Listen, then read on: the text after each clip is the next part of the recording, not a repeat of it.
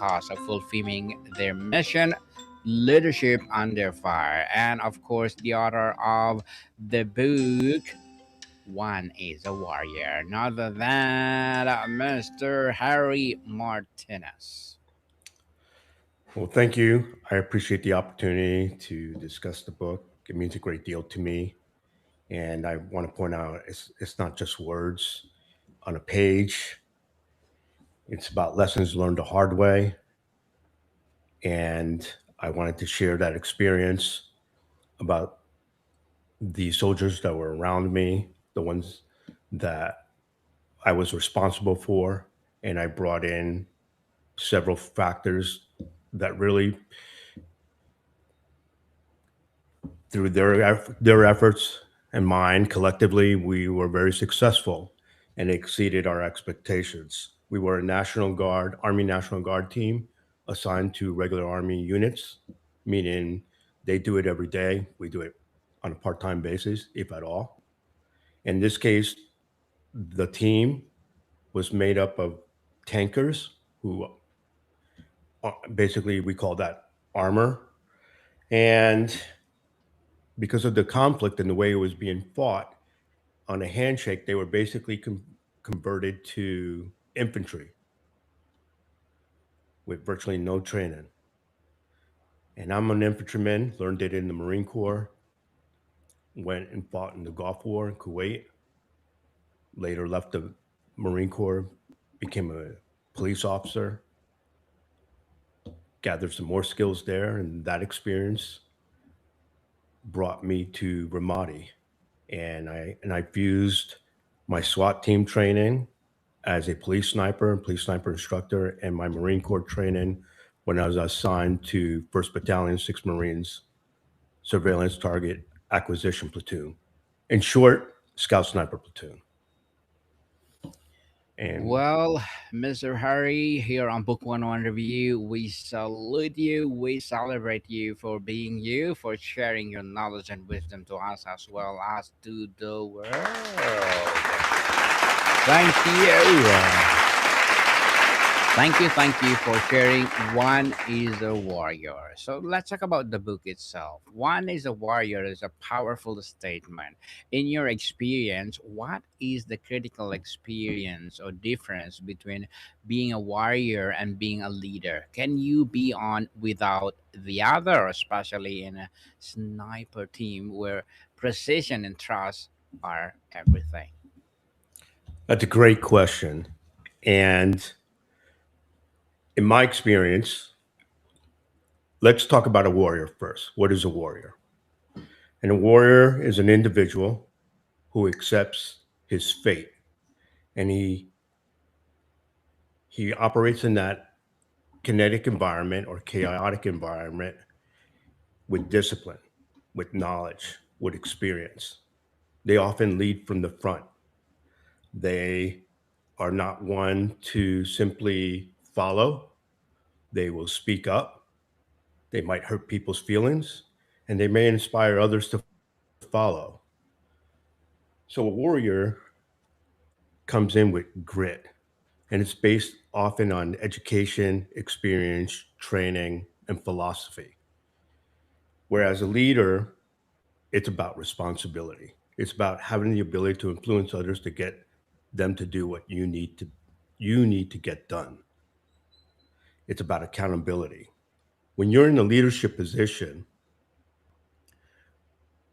you are responsible for everything that happens, good and bad. You forfeit all excuses. So sometimes as a leader, if things go bad, it's your fault. And a good leader will accept that. Now, he doesn't just take it on his shoulder and go, well, that was a bad day. He'll go back and analyze, reassess, and come up with a different course of action. That's a responsible leader. Now, a warrior can be a leader, and a leader may never experience that level of a kinetic environment where he has to become a warrior. I'll use history to cite an example. For in World War II, Eisenhower was in charge of the European theater. And he came from MacArthur's staff in the Pacific when he took that position. He never saw combat,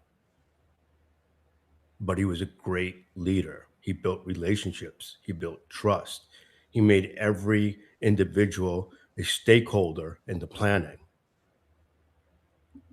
And he did it across European countries. That takes talent. And in the case of MacArthur, well, he did see combat in World War One. And so he was able to forge a different type of leadership based on his experiences as well. And both were quite successful. So, is that Interesting. Interesting, Mr. Harry. You draw a distinct line between moral injury and PTSD. For a civilian audience that often conflates the two, can you explain what moral injury feels like? Is it a wound of the psyche of the soul, or how does the healing process differ from traditional trauma therapy? okay? So, moral injury comes down to how you perceive events. And PTSD is the event itself. So, and I'm not a psychologist, and I'm not going to pretend that I'm qualified, but I'm just Hmm. going off my own personal experiences. So I'll give you one.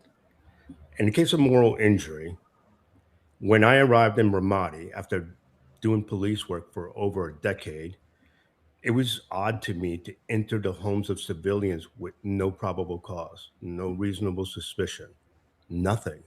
As snipers, we were empowered to walk out there, seek a house, and if it was occupied, we would sequester the entire family into a single room. And sometimes we weren't nice about it. And after years of enforcing law, understanding law, living in a land ruled by law, that bothered me a great deal in the beginning. It bothered me a lot because these people were civilians. And the enemy, they also dressed like civilians. It wasn't clear cut. Your enemy could be a boy on a bicycle. Your enemy could be a taxi driver. Your enemy could be an Iraqi law enforcement officer. There was no clear picture of what he looked like or she looked like, or the children, because the children were used to support combat operations on their side. And so it was, some found it difficult to shoot women, some found it difficult to shoot civilians who were perceived to be combatants, or through their actions, they became combatants. And those things come back to haunt you. They haunt what you thought naively to an extent was, it challenges your right and wrong. Does that make sense? Makes sense, Mr. Harry. And in Ramadi, you're making a split second decision that ended lives to save others. You mentioned that every victory left behind faces burn into memory. How do you reconcile the tactical success of a mission with a personal moral cost of those facts and, of course, faces that refuse to fade? Well, there's a lot of questions in that question. Hmm. Let me begin by saying the way I perceived it was my country had been attacked. 3,000 Okay. civilians were murdered by a private organization. And under under the picture, the situation we were facing, it brought us into Afghanistan and Iraq. In my situation on that tour, I was in Iraq. And what happened before I reached Iraq was the Battle of Fallujah had occurred a few months before my arrival, almost like 6 months before I arrived. So two battles had happened in Fallujah, and those that survived the Marine and Army's uh, offensive operations and survived that, they went into Ramadi. Now, they began to exploit the civilians. They they murdered them, they tortured them, they extorted them, they forced their women into marriages, they used their children to facilitate combat operations. They were a terror. So being a law enforcement, to me, it was very easy to draw between the good guy and the bad guy. And so it was, the split second decision isn't a reaction. That's not what snipers do. That's not what I did anyway. I'll speak for myself. We would go in, we would select a spot based on intelligence, whether we considered high activity or we knew there was a target in the area. And based on those circumstances, we would start observation. And that observation often revealed individuals acting suspiciously. And then you take into the account the totality of circumstances, the history of the location, who you're up against, what has intelligence revealed. And then you start to see if there's patterns and trends. And then based on your rules of engagement, and you can determine positive identification of a combatant, you take the shot. What separates us from most conventional forces is that we're preempting an attack. We're attacking them before they even do anything against American forces or coalition forces. So it's a one-on-one kill. Mr. Harry, you've discussed how civilians misunderstand rules of engagement or ROE. Can you walk us through the weight of that burden? What's the psychological toll of operating in an environment where the ROE is not just a legal document, but a constant life or death judgment call? All right, for the tour of Ramadi, the rules of engagement followed a legal document. Of course, it's briefed to every soldier. We have a responsibility to protect. We have the right to protect ourselves, to protect innocents, and we have a right to protect our fellow soldiers, peers, enablers, anyone who's an asset to us. That's the ROE.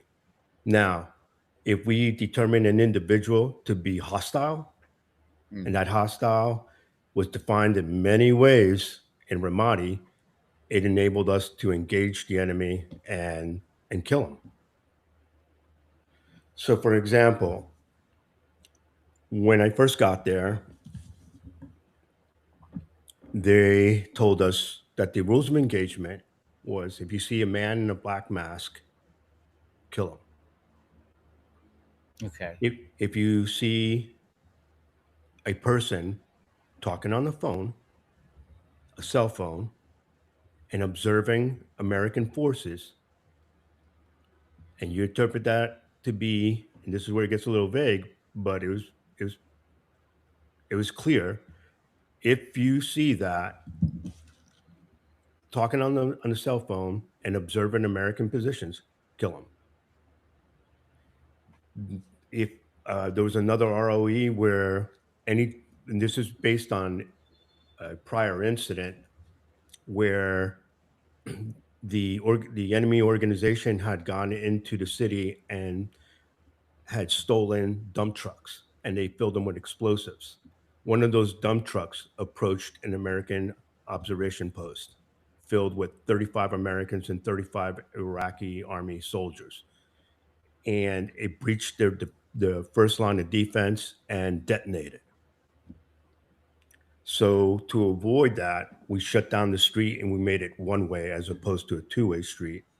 And then we received intelligence that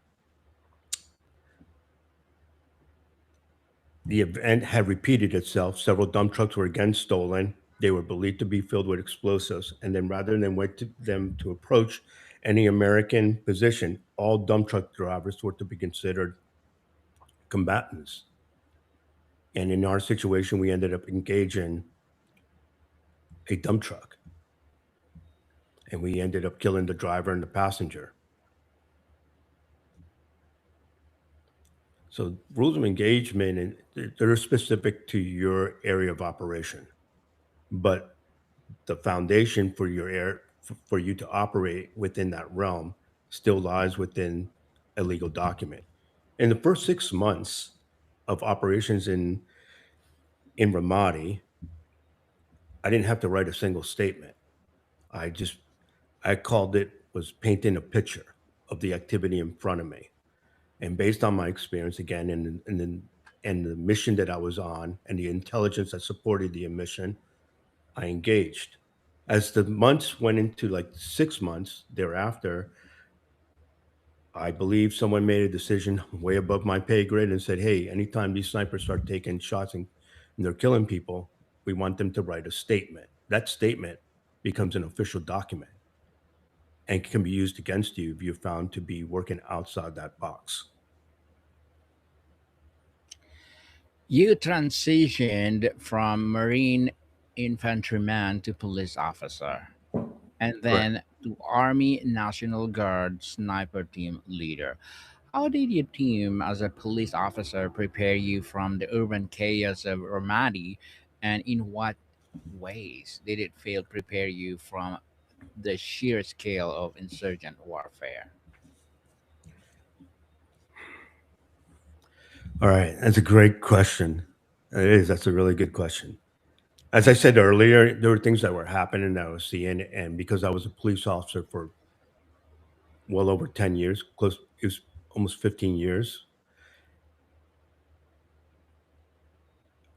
you go into war believing that you're going to see an enemy, and it's clear, it's decisive. You can't mistake what you're seeing in front of you. But when you're Mhm. dealing in a type of warfare that involves an insurgency, it's completely different.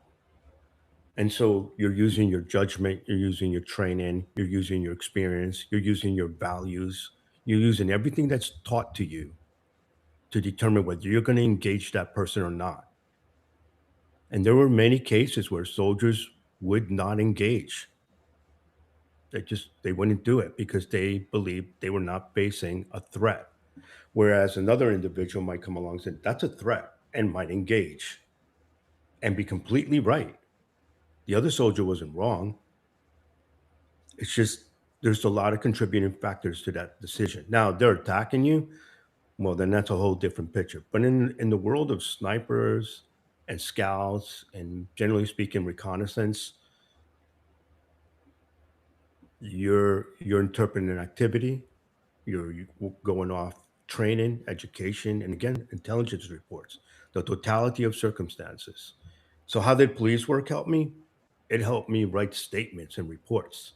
It helped me be clear with messages that I was constantly providing to my headquarters. Hey, this is what I'm seeing. This is what's happening in front of me. I'm dealing with a military age male. He is walking. He's walked the street 3 or 4 times in the same manner. He's carrying a knapsack, and I am now watching the individual dig a hole in the ground, or I'm watching him take what appears to be a device, and the manners are consistent with sus- something suspicious in a packet, and he's dropping it into a hole. And in that moment, you have to decide, is that hostile? And to Mm, me, it was. I'll give you another example real quick if you do we have time? go ahead. So we were in a position, our team was observing. It would have been pretty quiet all day. And I decided I was going to focus on this one particular part of the town. And me and my spotter were watching, and we're seeing this man climb up, and this man on the street. I'm sorry, he's on the street in front of a courtyard wall. I know exactly what he was wearing. He was wearing a heavy leather jacket, white or beige colored, light colored sweater with a raised threaded pattern, and he was wearing red with white stripes, um, athletic pants and shoes. And he's squatting down, and he's holding two wires, one in each hand. I range them out to be around 872 meters, a little over a half mile. and he's putting the wires together and he keeps clicking it. And initially, I was going to take the shot, and I thought, there's no way someone would do that knowing that we're working out here like this. There's just no way. And when he put those wires together, the house behind him, the lights came on. You could just see a glow. But right up to that point, if I had shot him, it would have been still a good shot. It would have been a good kill because he met what we call positive identification. Everything was there. Nobody in that city was friendly to us. They had taken the there was a survey done where 85% of the city out of 400,000 people considered us the enemy. They were very hostile. So you do your best out there considering the circumstances. Well, thank you for sharing that story to us, Mr. Harry. In your memoir, you stress that brotherhood is the only thing that sustains you in combat. Yet, you brought your men home. What was the hardest leadership decision you had to make to ensure that happened? A decision that perhaps you man did not even know you made. Wow, good question. I'm impressed with your questions. Good question. Thank you, sir. So I I ran my team as if we all had a, a phrase that we use, a skin in the game, meaning we are all responsible for each other. At the end of the day, I make the decision, but usually I rely on them with the planning. I rely on them to contribute things that I may have overlooked. And so we work together. Snipers are not loved individuals. Okay. Sometimes your unit despises you because they perceive you to be killers and murderers. And there's a difference between the two. I admit I killed out there. My team did as well. But to call us murderers, that we did not do. That being said, there were times that people, because they didn't understand how we were operating or they didn't feel comfortable the way we were operating, I defended my team. I defended them. I was not going to allow any a non-commissioned officer or officer to disparage them. I was not going to allow them to dictate our operations that may cause injury or, God forbid, and thank God it didn't, that one of them could have gotten killed. And Mm. when I went home on leave for 2 weeks, because it's a year-long tour, all I could think about was getting back to my team because I was responsible for them. I was 40 years old, leading three men that were in their 20s. Like, I don't think none of them were over the age of 21. Off the top of my head, I don't think anyone. I think one of them became 21 out there. So I was, you know, I was in charge of that. I had son who was already 19 years old. So they were just the age of my oldest son. And the way I looked at it was, I want I'm going to treat these men the way I would want my son treated by a leader and a warrior. And that every fight that we were going to get into, it was going to be justified, but we were going to win. I made that decision. Now, that doesn't guarantee anything, but you don't go in there thinking you're going to lose either. That's not going to help you because if a problem arises in the middle of a fight, you solve it. You got no other choice. That's how I looked at it. Well said. Well said, Mr. Harry. In your opinion, what is the biggest lie we will tell veterans about coming home? What is the one thing you wish stranger on the street would understand about the person you are now versus the person you were before Ramadi?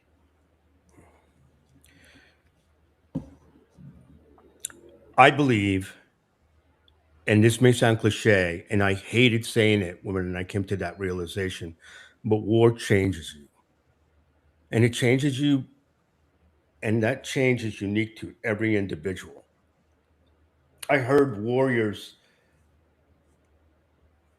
veterans say, I'm kinder, I'm more gentle, I'm more patient, things bother me less. And for me, I was numb.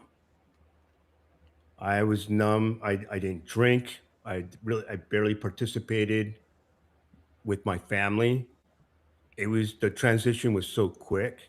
And what people have to understand is a National Guard unit, when it comes home and it's Mm, released, it goes across the state. National Guardsmen come from across the state. And so your best friend in the army during that tour could be 3 hours away. And so you find yourself isolated and you're lost with your own thoughts. Sure, you might get a phone call, but you're not getting the same kind of support. I think I was a bit more prepared than most others because I was older.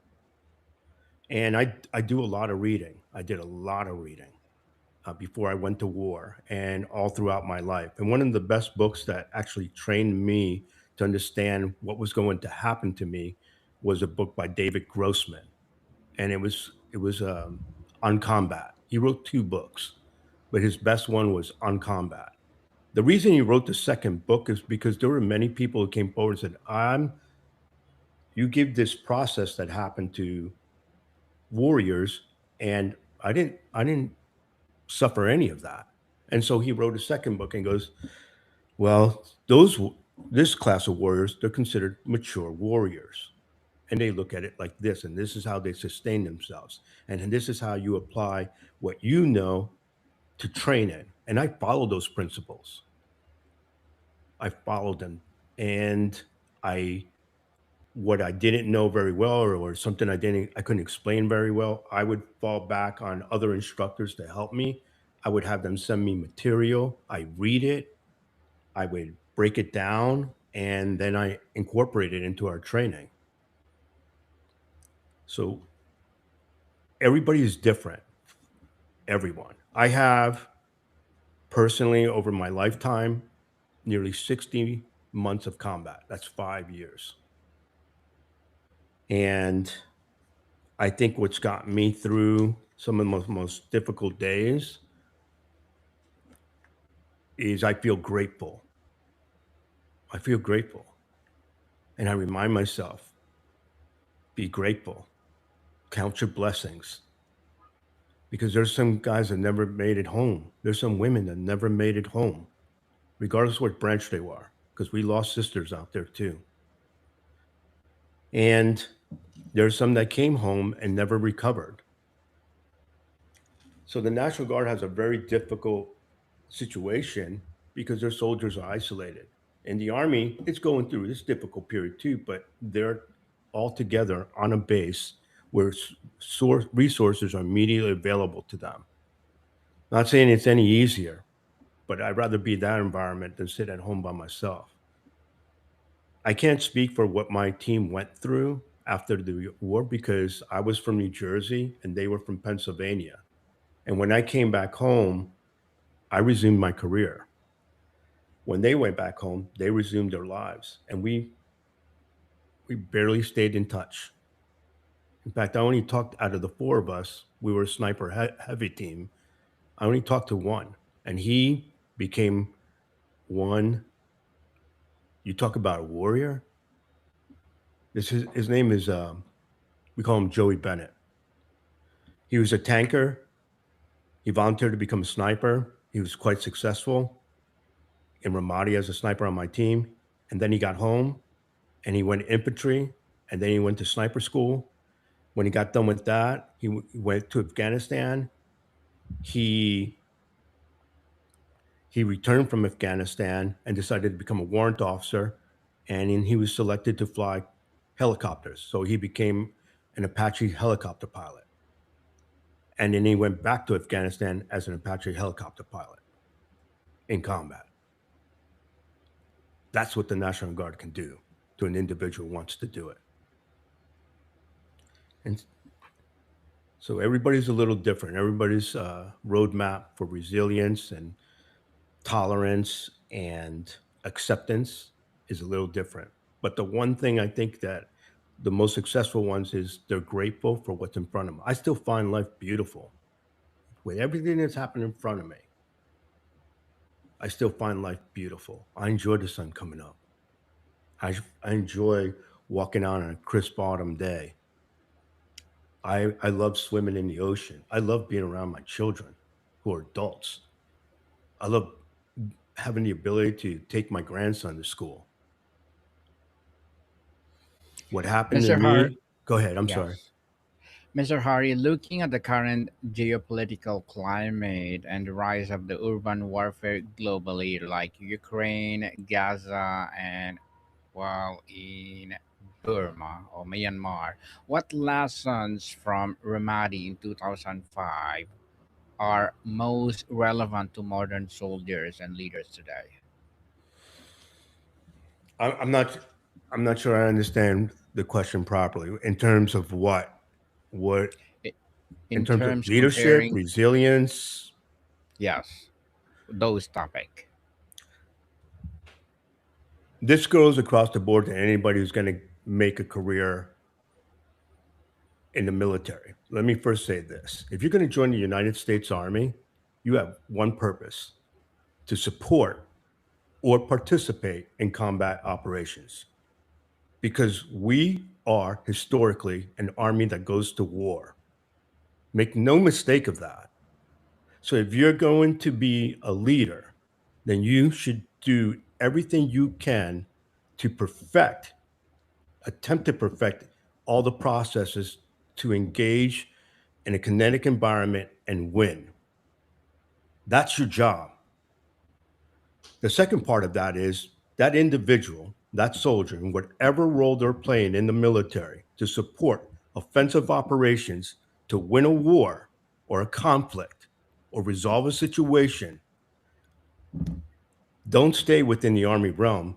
Seek your knowledge outside. Make yourself better. Because sooner or later, everything that you do in the military and outside, one cascades into the other, and it'll make you a better person. And the bottom line to all of that, it requires discipline. I tell this to my soldiers all the time. Discipline is key to life. The reason is because it enables freedom. And people can't correlate that until you explain it to them. I say it like this: things that connect with the individual. If you have discipline and you go to the gym and you work out every day and you understand what it does to your mind mentally, and you understand what it does to your body, it's growth and development.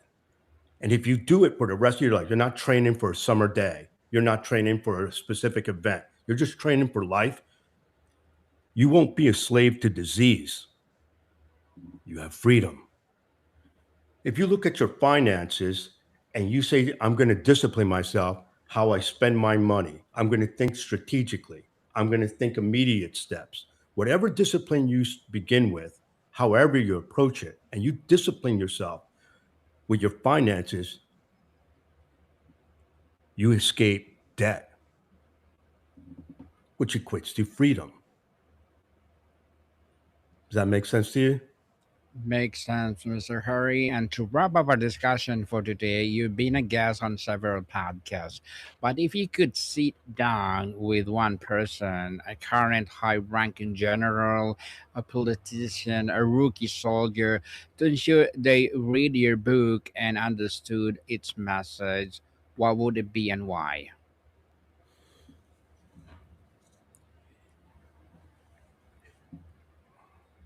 This is just me, and I'm not gonna speak for everyone. I'm just gonna speak for myself. And I've had to come to terms with who I am. I knew why I rose my right hand and swore an oath to the Constitution. I know why I did it. And I knew where I was going because I chose the infantry. And we are a force of destruction. So when you send us in, we're going to do certainly one thing to you: we're going to destroy you. And so I understood and I read as much as I could to get me through those difficult times. What I what I wish this country or any government official is, if you're going to use me, then let me do what I do best. Don't come at me with made up laws or rules of engagement that make no sense or limit my ability to maneuver against an enemy force. We go in there not so that we can be killed and someone's going to write a nice obituary about us. We go in there to win. So let us do what we do best, or don't use us at all. There isn't that many of us. The American Armed Forces is about 1.2 million, maybe a little smaller, a little larger, depending on a day, week, month, year. So use us wisely. That's my word of warning to them. Well said, very well said, Mr. Harry. And can you please invite our listeners to support One is a Warrior? I'm sorry, to support. Yes, can you please? Okay, Where do people can buy your book? primarily off of Amazon. Go to Amazon, look, right, type in the name. One is a warrior. Add my name, Harry Martinez. It should pop up automatically. It's gotten some great reviews, and it's continuing to grow. And understand that the book is about combat. It's very raw. It's not for the lighthearted, but it's to bring understanding that every decision that was made there was made by a human being, and that comes out in the book. And I think that's what's different than most other books. I'm going to put you there. I'm going to surround you with my thoughts, and you're going to see the end result of it. Well, people, let's support Mr. Harry Martinez, because if you support him for sure more and more, one is a warrior to rise. And I have one more question before I will let you go, Mr. Harry. You have lived several lives: a Marine, a cop, sniper, as well as an author. Now, advocate for moral injury awareness. If you had to choose just one of those identities that best defines you today, which one? The Marine, that is the foundation of my character. I understood that the world isn't easy. I understood that I had to make decisions based on my training and education, and I had to build relationships. And that if you put me anywhere in this world and I have to find you, I will. It gave me that confidence, and it shaped me for the rest of my life. I mean, to this day, as I sit in front of you, I'm a product of the United States Marine Corps. And congratulations for that, Mr. Hari. And I will invite you again to please do come over on my abstract essay, and let's talk about the writing process of One is a Warrior. So, Mr. Hari Martinez, thank you so much for your time. Thank you. Thank you for the opportunity. Have a great evening. Marty people, see you soon.